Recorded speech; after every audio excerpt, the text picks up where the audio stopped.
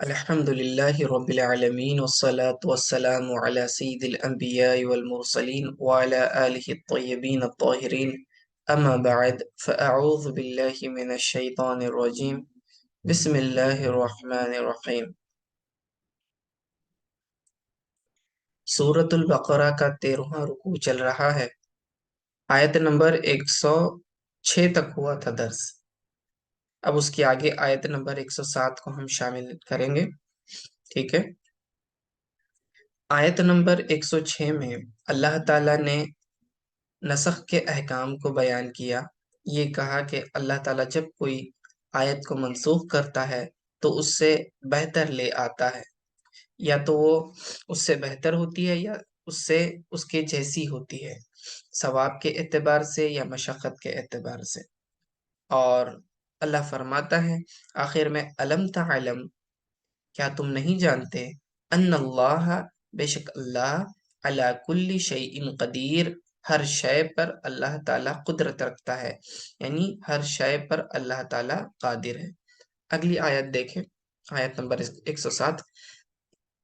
अलम तअलम, क्या तू नहीं जानता, अन्नल्लाह, के बेशक अल्लाह, लहू मुल्कुस समावाति वल अर्ज़, आसमानों और जमीनों की बादशाही उसी के लिए है।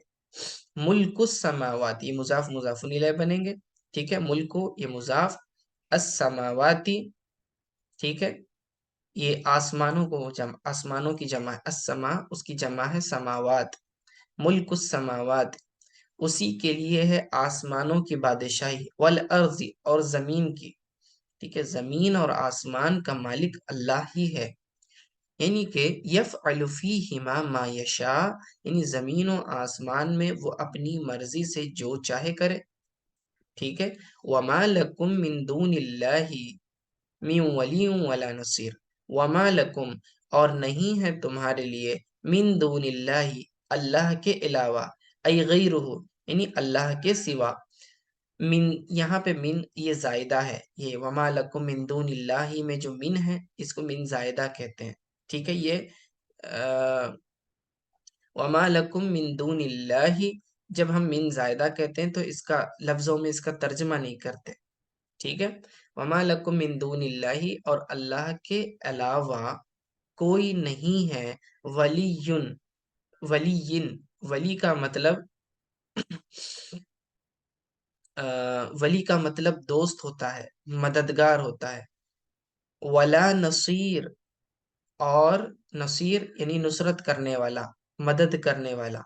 तो यहाँ पर अल्लाह फरमाना चाह रहा है, वमा लकुम मिन दूनिल्लाहि, और नहीं है तुम्हारे लिए अल्लाह के अलावा, मिन वलीइन, तो ये वाला मिन जायदा है, मिन वलीइन, यानी कि कोई भी नहीं है जो तुम्हारी हिफाजत कर सके जब अल्लाह तुम्हें अजाब देना चाहे।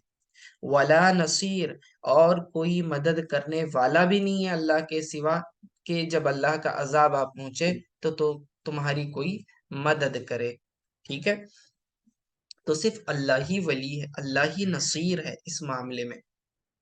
तो अब यहाँ इस आयत से नतीजा ये निकला कि जमीन और आसमान की जब बादशाही अल्लाह ही के लिए खास है तो वो जो चाहे करेगा, उसको कोई सवाल नहीं कर सकता। फिर वो कुरान नाजिल करेगा, उसमें से कोई आयत को मनसूख कर दे, कोई आयत को उठा ले और फिर उसके बदले नई आयत को नाजिल कर ले, ये उसकी मर्जी है। तो जो यहूद एतराज कर रहे थे कि अल्लाह ताला जो है, हुजूर सल्लल्लाहु अलैहि वसल्लम एक हुक्म देते हैं फिर उसको दूसरे दिन बदल देते हैं, तो ये एतराज उनका फजूल है, क्योंकि अल्लाह ताला मालिक हकीकी है, जमीनों आसमान का बादशाह है। वो आयत नाजिल करे उसकी मर्जी, आयत उठा ले उसकी मर्जी।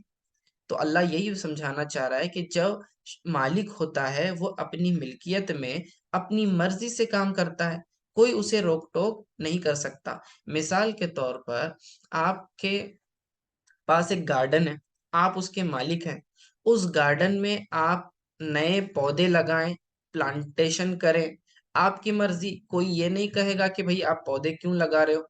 चाहे आप जो है कांटों के पौधे लगाओ या फूलों के लगाओ या फ्रूट्स के लगाओ, कोई आपको रोकेगा नहीं। उसी तरह आप किसी पेड़ को काटोगे, آپ کسی پودے کو اکھاڑو گے یا گھاس کو اکھاڑو گے تو آپ کی مرضی ہے، اس کی جگہ آپ دوسرا پودا لگانا چاہو آپ کی مرضی ہے، کوئی آپ کو روکے گا نہیں۔ اگر مان لیں کہ ایک پودا تھا، ٹھیک ہے، اور وہ بڑا ہو گیا تھوڑا سا، اب آپ کو لگتا ہے کہ اس کی ضرورت نہیں ہے، تو اس کی جگہ اگر آپ کو دوسرا پودا گرو کرنا ہے تو آپ پہلے والے کو اکھاڑو گے اور اس کی جگہ دوسرا والا ڈالو گے۔ اب کوئی اعتراض کرنے والا یہ نہیں کہے گا آپ کو کہ کیا برا آدمی ہے کہ دیکھو اتنا اچھا ہرا بھرا پودا تھا اور اس کو اس نے نکال دیا، اکھاڑ دیا، اس کی جگہ دوسرا لگانے والا ہے، اچھے خاصے کو اس نے نکال دیا۔ تو یہ اعتراض بالکل فضول ہے، کیونکہ آپ جو ہے اس کی جگہ بہتر پودا لگانا چاہ رہے ہو، ٹھیک ہے، جو ہو سکتا ہے کہ پہلے جیسا بھی ہو سکتا یا اس سے بہتر ہو سکتا ہے۔ تو یہی اللہ تعالیٰ فرماتا ہے کہ جو مالک ہوتا ہے، اور آسمان و زمین کا مالک اللہ ہے، تو اس میں وہ جو چینجز کرنا چاہے کر سکتا ہے، اس کو کوئی روکنے والا نہیں ہے۔ بلکہ جب عذاب بھی اللہ تعالیٰ تمہیں دینا چاہے تو اس کو کوئی روکنے والا نہیں ہے، اور نہ ہی تمہاری کوئی مدد کرنے والا ہے۔ اسی لیے تم مدد بھی اللہ سے مانگو اور اس سے عذاب سے پناہ چاہو، ٹھیک ہے۔ تو ولا نصیر سے مراد یمنع عذابہ عنکم، جو تم سے تمہارے عذاب کو ہٹا دے، ان اتاکم، جب کہ وہ آ جائے۔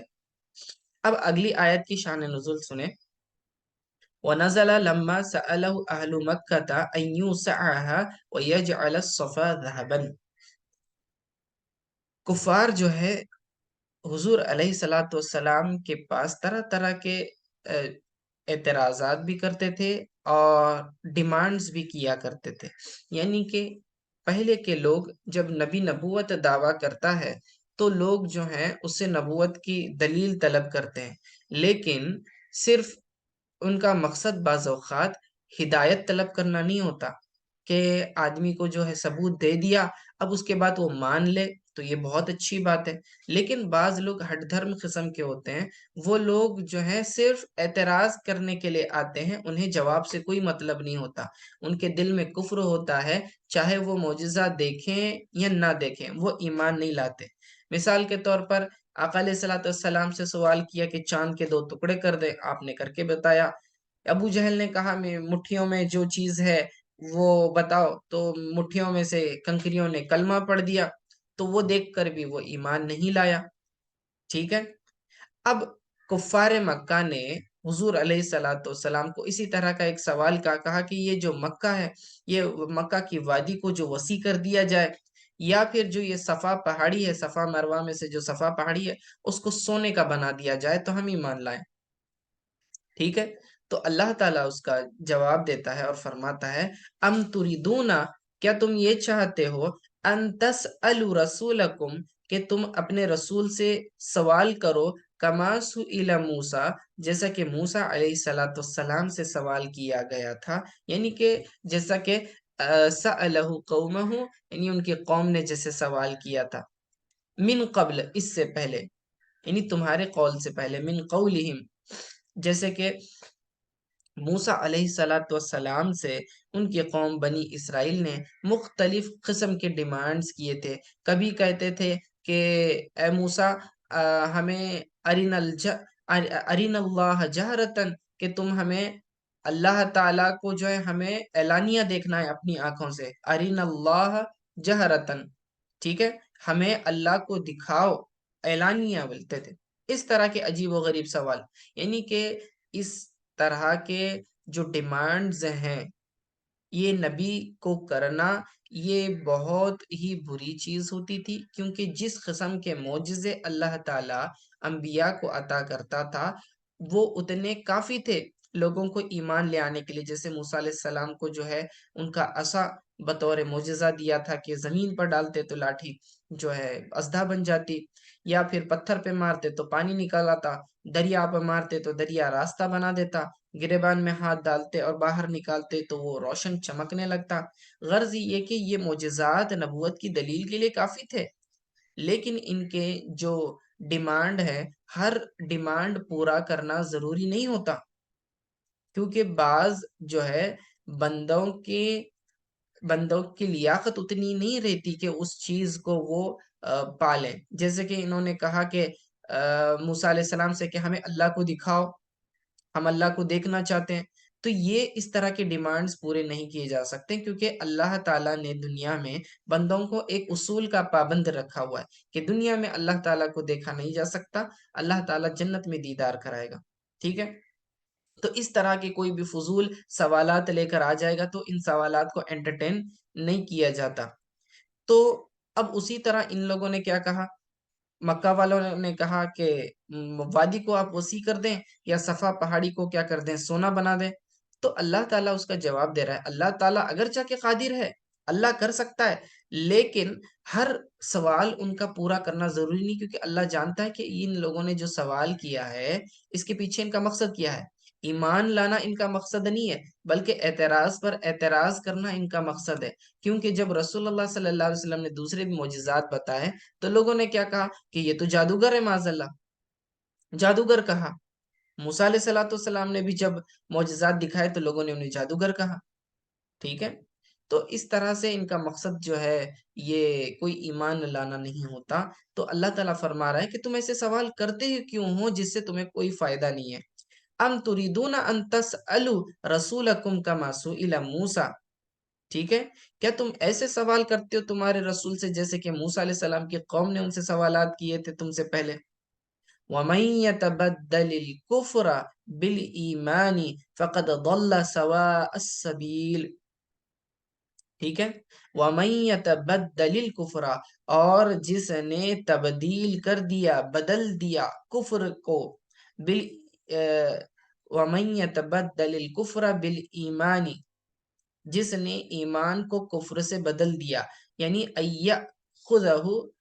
یأخذہ بدلہ بترک النظر فی الآیات البینات واقتراح غیرہ. ٹھیک ہے. اللہ تعالیٰ فرمانا چاہ رہا ہے کہ دیکھو تمہارے سامنے قرآن کی آیات ہیں اور دوسرے معجزات آلریڈی ہیں، تمہیں چاہیے کہ تم اس کے اندر غور و فکر کرتے اللہ تعالیٰ کی ان دلائل میں اور ایمان لے آتے. اب اتنی عقل دینے کے بعد، اتنے دلائل اور بینات اور معجزات دکھانے کے بعد اگر تم ایمان نہیں لاتے اور ایمان کے بدلے کفر کو اختیار کر لیتے ہو تو پھر تو فقط ضل سواء السبیل، کہ بس وہ شخص جس نے ایسا کیا تو گمراہ ہو گیا. ضل گمراہ ہو گیا، سواء السبیل یعنی صحیح راستہ، صراط المستقیم کا جو راستہ ہے اس نے اس راستے کو چھوڑ دیا اور سیدھے راستے سے گمراہ ہو گیا. اقطع طریق الحق والسواء فی الاصل الوسط. ضلع کا معنی اخطا طریق الحق، حق راستے کو پانے میں اس نے خطا کر دی. ٹھیک ہے. صحیح راستے کو اس نے نہیں چنا. اور سوا ان کا معنی ہوتا ہے برابر برابر ہونا، یعنی بیلنسڈ آپ کا رویہ ہونا چاہیے. سوا السبیل یعنی اعتدال کی راہ. والسواء فی الاصل الوسط. ٹھیک ہے. سواء اصل میں معنی ہوتا ہے وسط، سینٹر، درمیانی راہ. ٹھیک ہے. نہ زیادہ نیچے نہ زیادہ اوپر، بیلنسڈ ہونا چاہیے. کسی چیز میں زیادتی بھی نہیں، کسی چیز میں کمی نہیں. یعنی جو حکم اللہ تعالیٰ نے دیا اس سے آگے بھی نہیں بڑھنا اور جو دیا ہے اس میں کم بھی نہیں کرنا. درمیانی راہ جو ہے اسے اختیار کرنی چاہیے. وَدَّ كَثِيرٌ مِّنْ أَهْلِ الْكِتَابِ، اہل کتاب میں سے اکثر تو وہ ہیں جو یہ چاہتے ہیں لو یردونکم من بعد ایمانکم، کہ جو ہے وہ تمہیں لوٹا دیں تمہارے ایمان کے بعد، کفارن. ٹھیک ہے. یعنی کافر بنا دے، کفر کی طرف لوٹا دے. اب یہاں پر اس آیت میں اہل کتاب کے اندر، ان کے دلوں میں مومنوں کے لیے جو حسد بھری ہوئی تھی، اللہ تعالیٰ نے اس کا اظہار مومنوں پر فرمایا اور کہنے لگا کہ اے مومنوں، تم یہ سمجھتے ہو کہ اہل کتاب جو ہیں جنہیں تورات اور انجیل دی گئی یہ تمہارے دوست ہیں. نہیں، ایسا نہیں ہے، بلکہ انہوں نے بلکہ ان کا حال تو یہ ہے کہ وہ تمہیں کوشش کرتے رہتے ہیں کہ تمہیں کفر کی طرف لوٹا دیں، حالانکہ تم ایمان لا چکے ہو. تمہارے ایمان لانے کے بعد بھی وہ چاہتے ہیں کہ تم کفر کی طرف لوٹو. یہ اہل کتاب یہی چاہتے ہیں. ٹھیک ہے. تو تم اس طرح نہیں کرنا. وَدَّ كَثِيرٌ، وَدَّ کا معنی کسی چیز کا خواہش کرنا، وَدَّ یَوُدُّ. ٹھیک ہے، فعل ماضی. تو ود کثیر من اہل الکتاب، اہل کتاب میں سے تو اکثر یہ چاہتے ہیں، لو یردونکم، کہ وہ تمہیں کیا کریں، لوٹا دیں. رد یردو یعنی واپس کرنا، لوٹانا. یردونکم کہ تمہیں لوٹا دیں، من بعد ایمانکم تمہارے ایمان لانے کے بعد، کفارن ٹھیک ہے، کفر کی طرف، حسدن یعنی حسد کے طور پر. مفعول لہو ہے یہ اس کا، فعل کا. تو تاکہ وہ تمہیں کافر بنا دے، من عند انفسکم ان کے اپنی طرف سے، من عند انفسہم ان کی اپنی طرف سے. من بعد ما تبین لہم، من عند انفسہم کا کیا معنی، یعنی ان کے اپنے نفسوں کی خباثت کی طرف سے. ٹھیک ہے، جو خباثت ان کے دلوں میں بھری ہے، وہ اپنی مرضی سے اس خباثت کی وجہ سے جو ہے چاہتے ہیں کہ تم کفر کی طرف لوٹو، کیونکہ ان سے دیکھا نہیں جاتا کہ تم ایمان پر رہو اور یہ انہوں نے کفر کیا. من بعد ما تبین لہم الحق، بعد اس کے کہ واضح ہو گیا ان کے لیے حق، یعنی جو سچ بات ہے، سچ کا راستہ، حق کا راستہ ان پر واضح ہو چکا ہے. یعنی کہ تورات میں حضور صلی اللہ علیہ وسلم کی شان جو ہے ان پر واضح ہو گئی. اس کے باوجود انہوں نے کیا کیا، وہ چاہتے ہیں کہ پہلے تو انہوں نے خود کفر کیا، نبی علیہ الصلوۃ والسلام کا انکار کیا اور تورات کے اس حکم کو نہیں مانا. اب ان کی خواہش یہ ہے کہ مسلمانوں، تم جو کہ اللہ پر اور اس کے نبی پر ایمان لائے ہو، وہ یہ چاہتے ہیں کہ تم بھی ایمان نہ لاؤ، تم بھی کفر کی طرف لوٹ جاؤ. تو یہ سازشیں کرتے رہتے ہیں اور تمہیں بھڑکاتے رہتے ہیں کہ تم جو ہے اس الگ الگ طرح کے شکوک و شبہات پیدا کرتے رہتے ہیں، بے جا ڈیمانڈز کرتے ہیں، تاکہ تمہیں کیا کریں، ایمان سے کفر کی طرف کھینچ لیں. ٹھیک ہے، اور یہ سب وہ اپنی مرضی سے کرتے رہتے ہیں. تو اب مومنوں کو کیا کرنا چاہیے، تو اللہ نے ابتدا میں یہ حکم دیا تھا، فَعْفُو یعنی کہ انہیں معاف کر دو، یعنی انہیں چھوڑ دو، اترکوہم چھوڑ دو انہیں ان کے حال پر، وَاصْفَحُوا اور اعراض کر لو. ٹھیک ہے، وَاصْفَحُوا یعنی ان کے پیچھے نہ پڑو، ان کو اگنور کر دو. فَلَا تُجَاوِزُهُمْ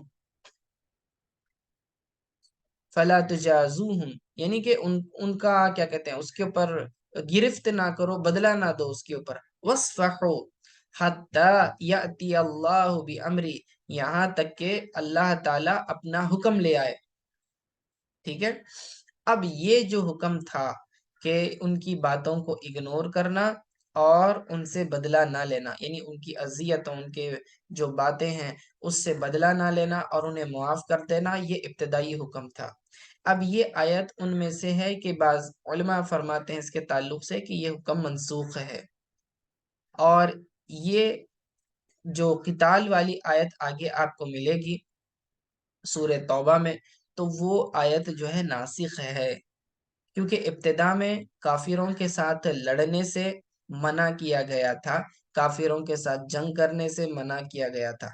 یہی آیت کے تحت یہ جو فرمایا کہ جب آپ کو ان سے اذیت پہنچے تو فاعفو واصفحوا یعنی کہ تم انہیں معاف کر دو اور ان سے بدلہ نہ لو. ٹھیک ہے، انہیں اس چیز کی سزا نہ دو. حتی یأتی اللہ بامرہ یہاں تک کہ اللہ تعالیٰ جو ہے، اللہ تعالیٰ کا حکم آ جائے، اللہ تعالیٰ جو ہے ایک نیا حکم لے کر آ جائے. اور وہ نیا حکم کیا تھا، قتال کا حکم تھا. ان اللہ علی کل شیء قدیر، بے شک اللہ تعالیٰ ہر چیز پر قادر ہے.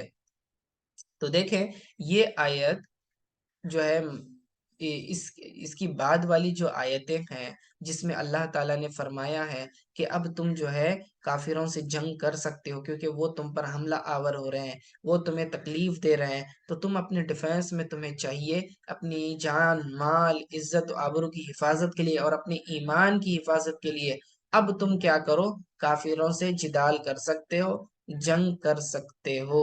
تو یہ آیت جو ہے نیا حکم ہے. تو ابھی ہم نے ناسخ اور منسوخ کے تعلق سے جو پڑھا، یہ اس کی ایک مثال ہے. پورے قرآن میں زیادہ سے زیادہ 15 ایسی آیتیں ہیں جو منسوخ ہے، یعنی جن کا حکم منسوخ ہے اور اس پر عمل نہیں ہوتا، نئے والے حکم پر عمل ہوتا ہے، ناسخ پر عمل ہوتا ہے، منسوخ پر نہیں، ٹھیک ہے، اس سے زیادہ نہیں ہے۔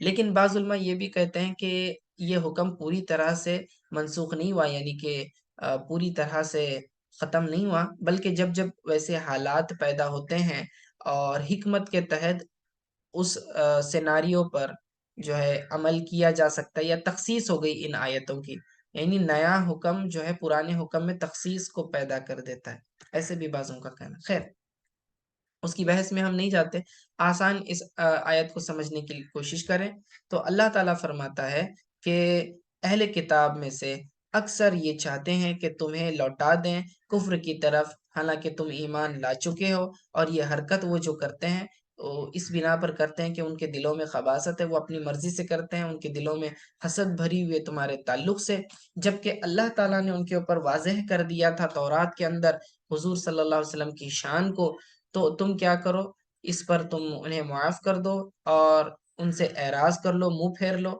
یہاں تک کہ اللہ تعالیٰ اپنا حکم لے آئے، بے شک اللہ تعالیٰ ہر چیز پر قادر ہے۔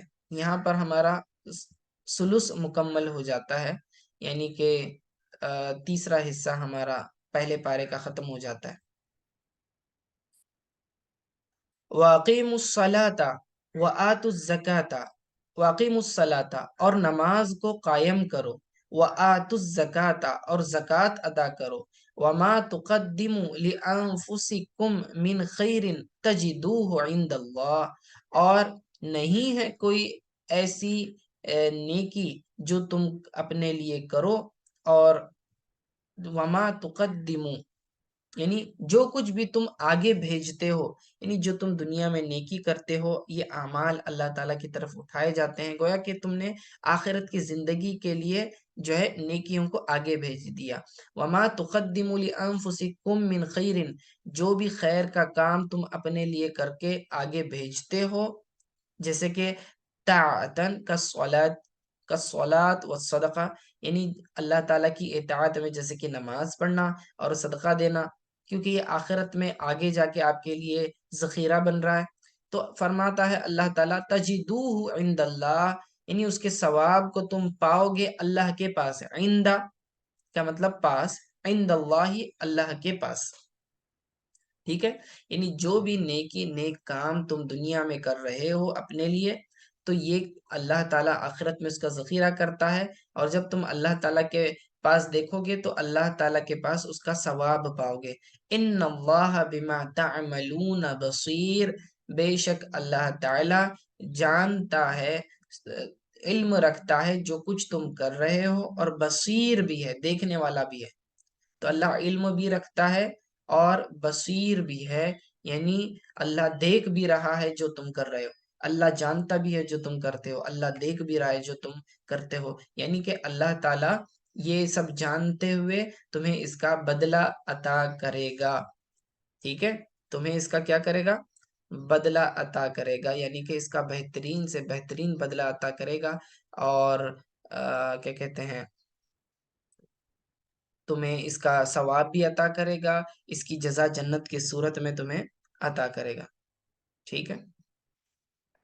تو یہاں پر بندوں کو بشارت دی گئی ہے مومنین کو لیے کہ مومنین، تم دنیا میں جو نیک اعمال کر رہے ہو، کفار تو چاہتے ہیں کہ تم اس سے رک جاؤ اور کفر کی طرف لوٹو، تو بندوں کے استقامت کے لیے اللہ تعالیٰ فرماتا ہے کہ نماز قائم کرتے رہنا، زکوٰۃ دیتے رہنا، اور اس کے علاوہ جو بھی تم خیر کا کام کرو گے، چاہے صدقہ دینا وغیرہ جو کچھ بھی ہو، یہ سارا کا سارا اللہ کے پاس جمع ہو رہا ہے، اور اللہ تعالیٰ دیکھ بھی رہا ہے، اور اللہ تعالیٰ علم بھی رکھتا ہے، اور تمہیں ضرور اس کا بدلہ عطا کرے گا، تو یہ بدلہ عطا ہونے کی دلیل ہے۔ وَقَالُوا لَن يَدْخُلَ الْجَنَّةَ إِلَّا مَنْ كَانَ هُودًا أَوْ نَصَارَىٰ، اب یہاں اس آیت کا شان نزول سن لیں کہ قَالَ ذَلِكَ الْيَهُودُ الْمَدِينَةَ وَالنَّصَارَىٰ نَجْرَانَ لَمَّا تَنَاظَرُوا بَيْنَ يَدَيْ النَّبِيِّ صلی اللہ علیہ وسلم، کہ رسول اللہ صلی اللہ علیہ وسلم کے پاس ایک دن جو ہے مدینہ کے یہود آئے اور نجران کے نصارہ آئے، ٹھیک ہے، اور آپس میں بحث مباحثہ کرنے لگے، مناظرہ کرنے لگے، یعنی کہ یہود نصارہ کے ساتھ جو ہے نا آپس میں کیا کرنے لگے، مناظرہ کرنے لگے اور کہنے لگے، بحث و مباحثہ کرنے لگے، اور سامنے خود رسول اللہ صلی اللہ علیہ وسلم کے سامنے بیٹھے ہوئے. تو یہود کہنے لگے، قول الیہود لن يدخلها الا الیہود، کہ جنت میں سوائے یہودیوں کے کوئی نہیں جائے گا. وقال النصارى، اور نصارہ کہنے لگے، کرسچنز کہنے لگے، لن يدخلوها الا النصارى، اور نصارہ کیا کہنے لگے کہ نہیں داخل ہوں گے کوئی بھی جنت میں سوائے نصارہ کے، یعنی کرسچن. تو یہودی کہتے تھے صرف جنت میں صرف یہودی جائیں گے، نصرانی کہتے تھے یعنی کرسچن کہتے تھے کہ صرف جنت میں کون جائیں گے، کرسچنز جائیں گے. یہ جب بحث و مباحثہ ہو رہی تھے تو اس کے تعلق سے پھر اللہ تعالیٰ نے قرآن میں آیت نازل فرمائی حضور علیہ الصلوۃ والسلام پر. فرماتے ہیں وَقَالُوا لَن يَدْخُلَ الْجَنَّةَ إِلَّا مَنْ كَانَ هُودًا أَوْ نَصَارَىٰ، اور وہ کہنے لگے اور وہ کہتے ہیں کہ نہیں داخل ہوگا کوئی بھی جنت میں سوائے اس کی جو یہودی ہو یا نصرانی ہو. ٹھیک ہے، اللہ فرماتا ہے، اس کا جواب دیتا ہے، یہ قالا کا مقولہ ہے، تل کا امانیہم، یہ تو اپنی ان کی طرف سے گھڑی ہوئی باتیں ہیں. ٹھیک ہے، اس کے اوپر ان کے پاس کوئی دلیل نہیں ہے، من گھڑت باتیں کر رہے ہیں. تل کا امانیہم شہواتہم الباطلہ، باطلہ، یہ تو ان کی جو ہے فالتو خواہشات ہیں، باطل خواہشات ہیں. صرف ان کا یہ کہنا، یہ دعویٰ بالکل غلط ہے. تل کا امانیہم، قل، آپ ان سے فرما دیں، ہاتو برہانکم، دلیل لے کر آؤ تم، ان کنتم صادقین، اگر تم اپنے دعوے میں سچے ہو. یہ جو انہوں نے دعویٰ کیا کیا کہ جنت میں سوائے یہودی کے کوئی نہیں جائے گا، اور نصرانی کرسچن کہنے لگے جنت میں تو صرف کرسچن ہی جائیں گے. اللہ فرماتا ہے یہ جو ہے اپنی طرف سے من گھڑت باتیں کرتے ہیں. اللہ تعالیٰ نے تورات میں، انجیل میں کہیں بھی ایسا نہیں کہا ہوا ہے، بلکہ قرآن بھی جو ہے بنیاد کسے بناتا ہے، ایمان لانے کو اور اعمال صالحہ کرنے کو، یہ بنیاد بناتا ہے جنت میں جانے کی. ٹھیک ہے، تم جو ہے ایمانیات کا انکار بھی کرو اور دعویٰ بھی یہ کرو کہ ہم جنت میں جائیں گے، تو یہ بالکل غلط بات ہے. اللہ تعالیٰ فرماتا ہے ہاتو برہانکم، تم اپنی دلیل لے آؤ. برہان کہتے ہیں دلیل کو. ٹھیک ہے، ہاتو لے آؤ، برہانکم، حجت لے آؤ. یہ جو حجت، دلیل، ثبوت، پروف، جو کچھ بھی ہے، تم نے جو دعویٰ کیا نا کہ جنت میں صرف تم جاؤ گے، لاؤ اس کی دلیل لے کر آؤ. ان کنتم صادقین، اگر تم سچے ہو، اگر تم اپنے دعوے میں سچے ہو تو لاؤ. ٹھیک ہے، لیکن یہ ہرگز نہیں لا سکتے کیونکہ ان کا یہ دعویٰ بلا دلیل ہے. اس سے یہ مسئلہ بھی معلوم پڑا کہ جب کوئی شخص دعویٰ کرتا ہے تو دلیل اس کے ذمے ہوتی ہے. ٹھیک ہے، اور مدعا علیہ پر جو ہے قسم ہوتی ہے. تو یہ اب بعد میں بتاتا ہوں میں. بٹ یہاں سے اس آیت سے یہ سمجھ رہا ہے کہ جب کوئی آپ چیلنج کرتا ہے، کسی چیز کا دعویٰ کرتا ہے، تو اس کے ذمے ہوتا ہے کہ وہی اس بات کی دلیل لے کر آئے. ٹھیک ہے، یہ بات. ان کنتم صادقین. آگے اللہ تعالیٰ اب بیان فرماتا ہے اس کی وجہ. بلا، یعنی کیوں نہیں، یعنی جنت میں داخل ہونے کا سبب کیا بنے گا. من اسلم وجہہ، جس نے اپنے چہرے کو متوجہ کر لیا، للہ، للہ وہو محسن، اور وہی کیا ہے، محسن ہے. محسن سے مراد یہاں موحد ہے. ٹھیک ہے، اللہ تعالیٰ کی عبادت کرنے والا. لِأَمْرِهِ وَخَصَّ الْوَجْهُ لِأَنَّهُ أَشْرَفُ الْأَعْضَاءِ فَغَيْرُهُ أَوْلَى. ٹھیک ہے، دیکھیں یہاں پر اللہ نے فرمایا جس نے اپنے چہرے کو اللہ تعالیٰ کی طرف پھیر لیا.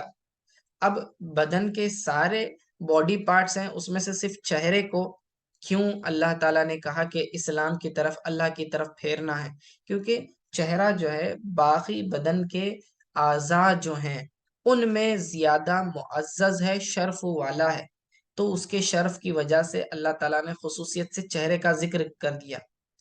ٹھیک ہے، خصوصیت کے ساتھ چہرہ. ورنہ یہ بھی کہہ سکتے تم اپنے آپ کو جو ہے اللہ کی طرف پھیرو، تو پورے بدن کو پھیرنا ہی مراد ہے اصل میں، یعنی کہ تمام تمہارے باڈی کے پارٹس اللہ تعالیٰ کی اطاعت میں لگ جائیں، لیکن خصوصیت کے ساتھ وجہن جو چہرہ کہا، یہ چہرہ کہنے کا مقصد یہ ہے کیونکہ چہرہ جو ہے خود پورے بدن میں ایک معزز عضو ہے، باڈی کا پارٹ ہے، اور چونکہ اس کے اندر جو ہے سجدے کے جو ہے اس چہرے سے آدمی جو ہے سجدہ بھی کرتا ہے، سجدے کے جو پیشانی ہے، ناک ہے، اس کو زمین پر ٹیکتا ہے اور عاجزی کا اظہار کرتا ہے، تو اسی لیے خصوصیت کے ساتھ چہرے کا ذکر کیا، فرمایا کہ وہ محسن، وہی محسن ہے یعنی کہ موحد ہے، فَلَهُ أَجْرُهُ عِنْدَ رَبِّهِ، اس کے لیے اجر ہے اس کے اعمال کا، عند ربه، اپنے رب کے پاس، ولا خوف علیہم، اس کے پاس اس کے اوپر کوئی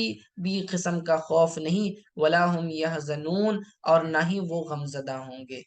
یعنی کہ جس کسی نے اپنے چہرے کو اللہ تعالیٰ کی طرف متوجہ کر لیا، یعنی کہ اللہ تعالیٰ کی اطاعت میں اب لگ گیا، اس پر ایمان لایا اور اس کی اطاعت کرنے لگ گیا، تو وہی موحد ہے، اور اللہ تعالیٰ اس کے اعمال کا اسے اجر عطا فرمائے گا، اور ایسے لوگوں کے لیے نہ ہی ان کے اوپر کسی قسم کا خوف ہے، نہ ہی غمزدہ ہوں گے، یعنی دنیا میں ان پر کسی قسم کا خوف نہیں ہوگا، اور آخرت میں وہ غمگین نہیں ہوں گے، وَلَا هُمْ يَحْزَنُونَ فِي الْآخِرَةِ، آخرت میں جو ہے وہ بالکل غم زدہ نہیں ہوں گے، جب دیکھیں گے کہ ہمارے اعمال کا ہمیں بدلہ دیا جا رہا ہے تو وہ بڑے خوش ہوں گے، اور جو کافر دنیا میں شک میں مبتلا تھے، کہ دنیا میں سوچتے تھے کہ ہم نیک اعمال کریں گے، پتہ نہیں آخرت میں یہ حساب کتاب ہوگا یا نہیں، ہمیں بدلہ ملے گا یا نہیں، تو جب وہ دیکھیں گے کہ واقعی